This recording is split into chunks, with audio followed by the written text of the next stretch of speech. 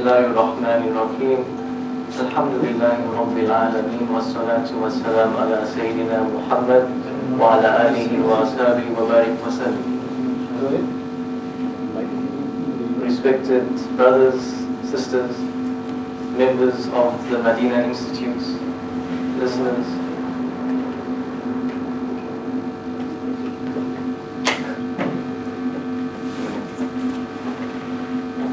Alhamdulillah,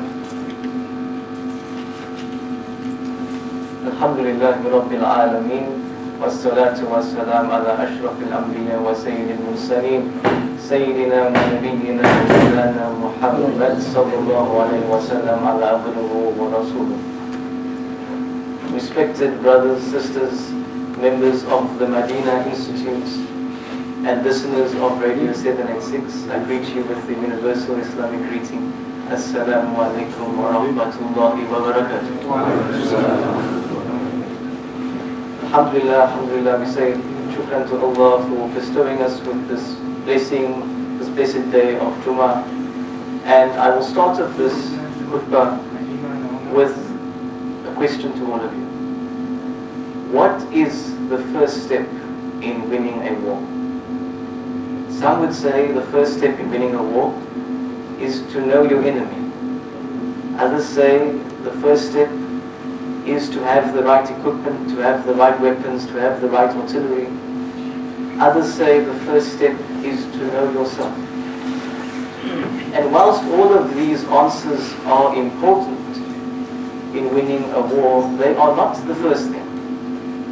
Because the first thing you need to win a war is to know that you are in a war. That is the first thing. It doesn't matter how well you know your enemy. It doesn't matter how well you are equipped weapon-wise and artillery-wise. If you don't know you are in the war, you will not fight the war.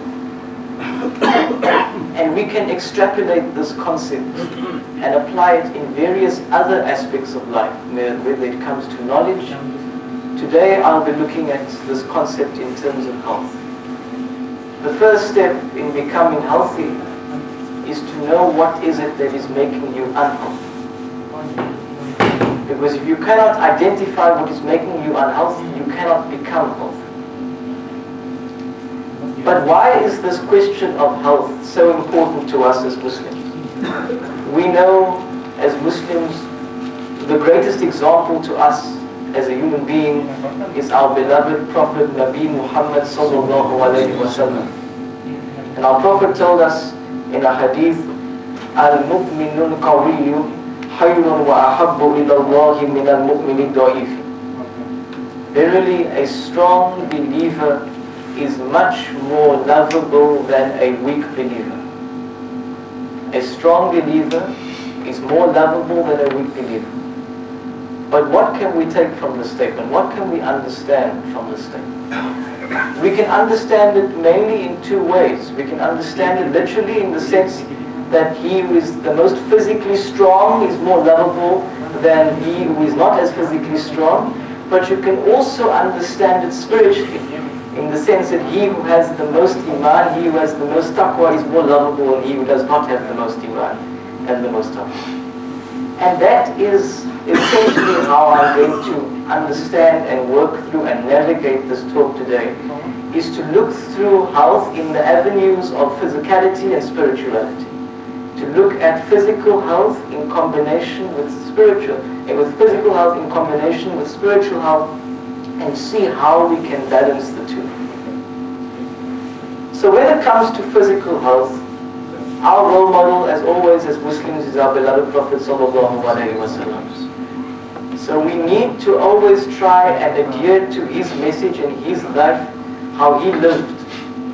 And when we think of physical health, we can think of it in two major dimensions. The first being diet, the second being exercise. How did the Prophet eat and how did he exercise? And that's what I want to look at. But firstly, we have to answer the question is, what is the goal of eating? For most of us, the goal of eating, we see eating as a luxury, but not the Prophet ﷺ, not the Sahabas, not the Tabi'in. they saw, for them, you see, the objective of being a Muslim is to develop a connection with He who created you. To develop a connection with Allah subhanahu wa ta'ala. That is the ultimate objective of being a Muslim. So therefore we know as Muslims the way in which we can connect with our Lord is salah, is zakah, is fasting and hajj. But we can't do those things if we're not physically healthy. So food was seen not just as a means of satisfaction, it was seen as a means of preparation for the act of ibadah. And that is how they saw food. And when you see food as a prerequisite for ibadah, that is when your life starts to change.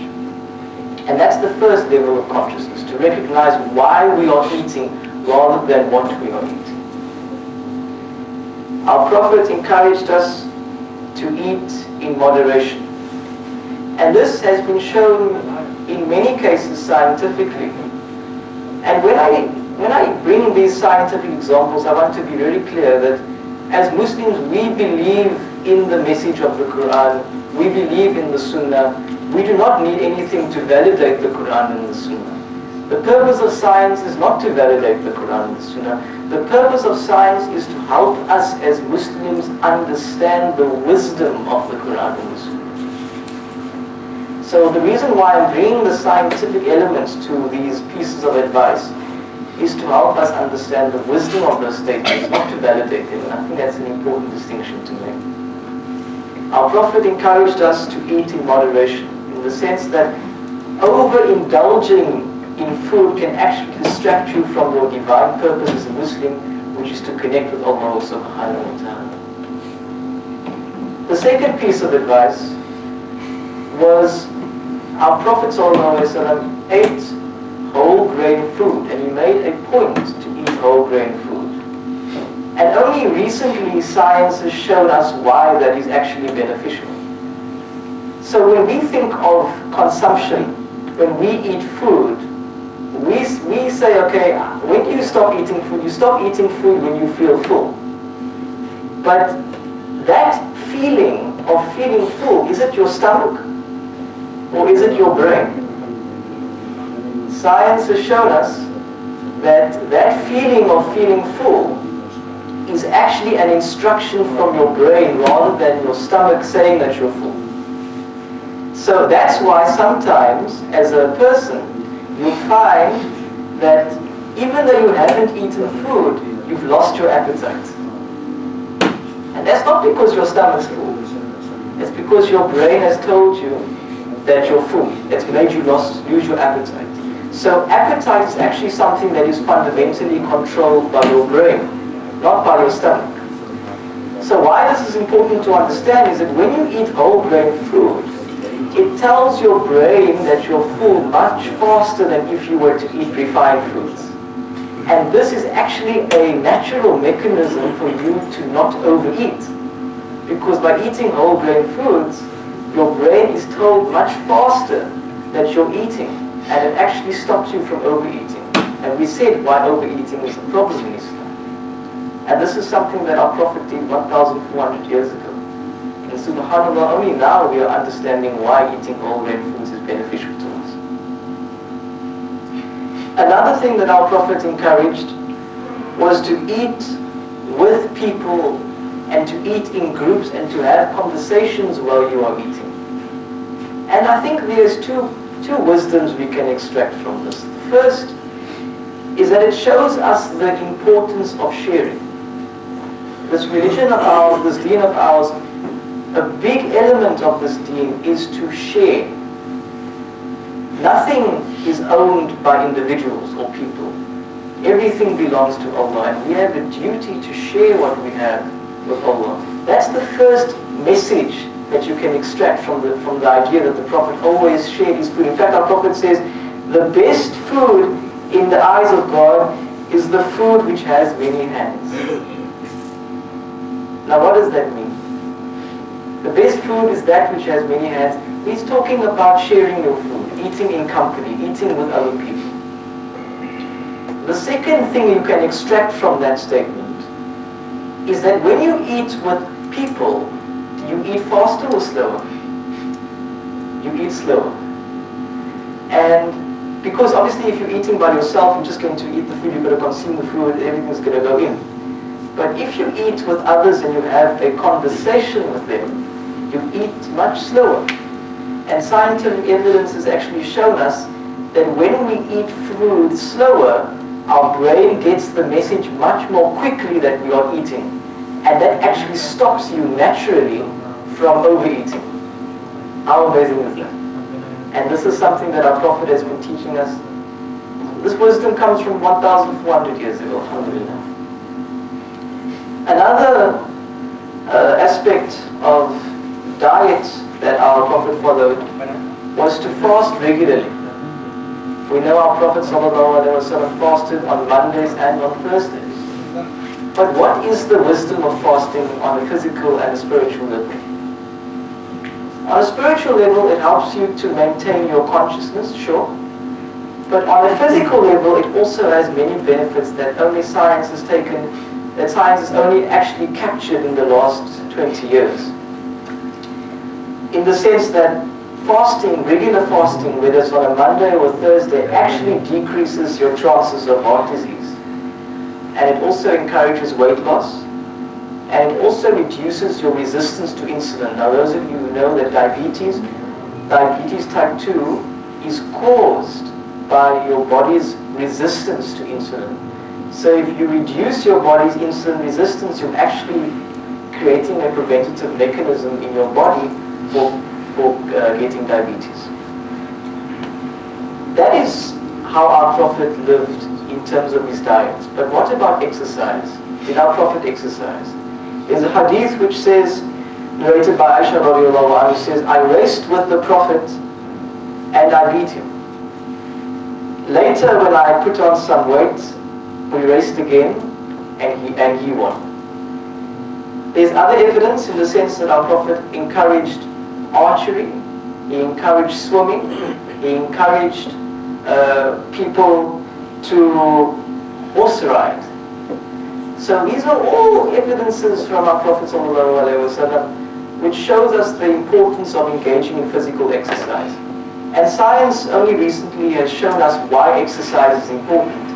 In fact, we know one of the biggest problems in our current daily life is high blood pressure. What exercise actually does, chronic exercise, is that it actually increases the size of your blood vessels such that there's more space for the blood to flow through.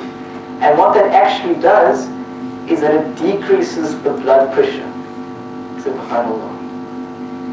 Another benefit of exercise, and this is something that I've learned this year, is that exercise actually increases your ability to memorize information. And we know that as students, one of the things that we struggle with a lot is memorizing. But just by doing mild cardiovascular exercise, that increases your capacity to memorize. And especially at the time of our Prophet, memorizing information was incredibly important. So that just shows why exercise is so valuable. But everything that I've described to you so far speaks to physical things, physical actions that we can implement in our daily lives. But there is another dimension to health that we haven't spoken about.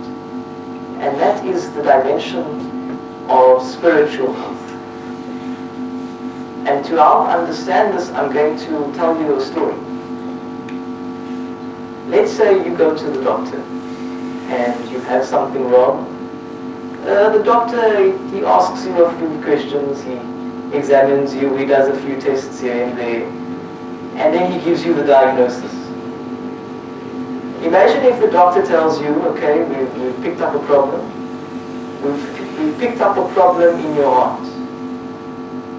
And you say to the doctor, okay, tell me, is it heart failure? Is it high blood pressure? What is it? And he says, no, I'm not talking about the spiritual heart. I'm not talking about the physical heart. I'm talking about the spiritual heart. You see, when I looked at your spiritual heart, I found increased levels of arrogance, increased levels of dishonesty, increased levels of pride, decreased levels of compassion, and decreased levels of love. Imagine if your doctor told you that, you probably would walk away. But the reality is, these elements exist. We can't see arrogance with the naked eye, but we know it is there. We can't hear pride with the stethoscope, but we know it exists. We know it is there. But the question is arrogance a disease? Can we classify pride as a disease? The lack of compassion, the lack of love, can we classify that as a disease? And I think we should. On the basis that all these things, arrogance, pride, dishonesty, all these things distract us from Allah. They make us less conscious of Allah. And I said at the beginning of this talk that the ultimate objective of being a Muslim is to connect with Allah. And if that ultimate objective of being a Muslim is to connect with Allah, then surely what distracts you from Allah must be the greatest of disease. If the ultimate objective of being a Muslim is to connect with Allah, then surely that which distracts you from Him must be the greatest of disease. What greater disease can there be than that which occupies your mind with the dunya but veils you from the akhirah? What greater disease can there be than that which occupies your heart with creation but veils you from the Creator? What greater disease than that? And when it comes to these spiritual diseases, they are different to physical diseases, sure, in multiple ways. Firstly, they're difficult to diagnose. One of the biggest problems with arrogance is that most people who are arrogant don't even know that they are arrogant. What did we say at the beginning? What's the first step in winning a war? To know that you're in the war. If you don't know that you're arrogant, you're not going to fight the arrogance. If you don't know that you're consumed with pride, you're not going to fight the pride. The second difference between spiritual and physical diseases is that it's also much more difficult to treat spiritual diseases compared to physical diseases. I don't know about you, but I don't know if there's a Panado for arrogance. We have a headache, we take Panado. We have diabetes, we take insulin. There's no insulin for pride. What is fundamentally spiritual cannot be cured with that which is fundamentally material. That which is spiritually based cannot be cured with that which is material. So how do we cure these spiritual diseases? What is the means? How do we help ourselves spiritually? And Allah tells us in the Quran, Allah says, كُلُّ وَلِلَّذِينَ آمَنُوا هُدَوْا وَشِفَاءً. This Quran is a means of guidance, but it is also a cure. A cure for what? What is the Quran curing? If there's a cure, there must be a disease. Otherwise, why is Allah mentioning that the Quran is a cure? There must be a disease. What is the disease that the Quran is curing? Diseases of the heart. Diseases of the heart, the arrogance, the pride, the dishonesty, the lack of love, the lack of respect, the lack of tolerance, the lack of compassion. This is what the Quran is there to help us remove from ourselves. But the biggest problem for us as Muslims, and I've experienced this growing up, is that we grow up reading the Quran, but we don't understand the Quran. We grow up reading the Quran, we grow up with the words of the Quran, but we don't live the Quran. We know the Quran in wording, but not in meaning. But there is so much wisdom to take from this Quran. Because the moment that you live Qul Huwallahu Ahad, the moment that you live Laysa Kamithlihi Shay, there won't be any space for arrogance anymore in your heart. If your heart is filled with love, there's no space for arrogance. There's no space for pride. May Allah grant us all the ability to live the Quran, not just read the Quran. Maybe we grant the ability to see the value of the meaning of the Quran, not just the words themselves. In fact, there's a beautiful story of the Sahaba who was born during the Battle of Badr, very late, one of the last Sahabas to have been born. And on this Sahaba's deathbed, he said, finally, after 30 years, I have completed the Quran. People around him were a bit confused. It took you 30 years to finish the Quran. We finished the Quran in a month in Ramadan. Why did the Sahaba say this? His response was, I completed the Quran in action. This was the standard of the Sahabas. It didn't matter to them if they finished the Quran in wording. What mattered to them was if they lived the Quran. This was the standard of the Sahabas. May Allah grant us the ability to live the Quran. Another way to improve our spiritual health is to do good. Not for the sake of others, but to do good for the sake of good. Our beloved Sheikh Nanawi says, if you only do good to those who are good to you, then what good are you? In other words, if you only expect to do good to those who are good to you, that's even, that's zero. What really elevates you as a person, if you do good to those, even if they haven't done any good to you. And what might happen is, that person who hasn't done any good to you, that act of kindness that you bestowed upon them might be a means of guidance towards them. They might change their life and you get rewarded.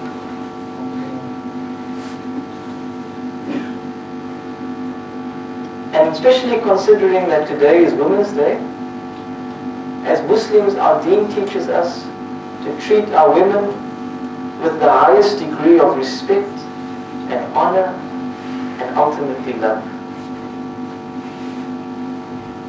We need to occupy our hearts with love. This deen is a deen of love. It starts with love and it ends with love.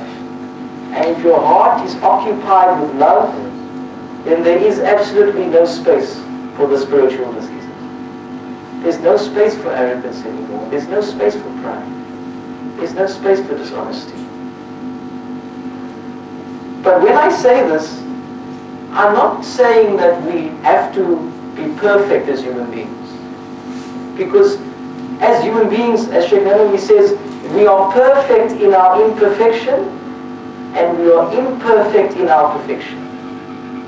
Allah knows that we are going to make mistakes. That is the fundamental characteristic of being a human being. The purpose of life for Muslims is not to be perfect. Our purpose is to manage you, to navigate our imperfections. But if you don't know what your imperfections are, how can you possibly manage them? That's the point, that's the essence of what I'm trying to say to you, is that in life, we have so many spiritual diseases that we are unaware of. And we can only fight them if we are aware of them. All of us have traces of arrogance, of pride inside of us that we possibly may not be aware of.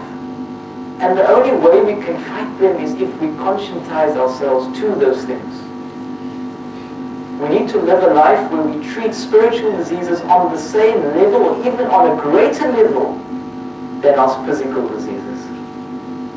Because it's the spiritual diseases that vary from Allah, not the physical diseases. And if the ultimate objective of being a Muslim is to connect with your Creator, then that which distracts you from your Creator is of utmost importance. And finally, to end off, obviously we know that this is the season of Hajj, and I would like to make dua for all those who are on Hajj, that Allah accepts their Hajj. All those who are sick, to be granted all forms of shifa, and all those who have passed on, to be granted a high place in paradise. وصلى الله عليه وآله وسلم وعلى آله وأصحابه وبارك وسلم.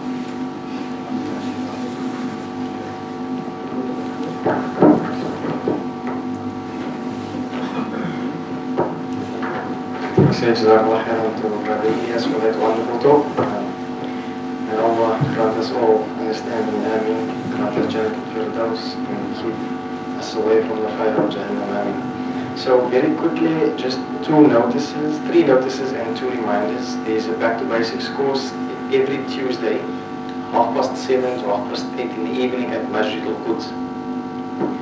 And then secondly, another course, a beginner's guide to the Quran, Saturdays, 8:30 to 10 o'clock in the morning here at Madina, and this is for females only. So please, I encourage you to invite your wives, your sisters, and your daughters, inshallah, to attend this. And then Madina applications for next year, 2020, are open. The 1-year intensive course as well as the 3-year BA degree course, inshallah. And then the reminders quickly, just the water restrictions are still in place. So if you kindly use water sparingly, and then stairs, if those who are younger than those who are eligible to be called uncle, they should use the stairs, and those who are uncle can use the lift.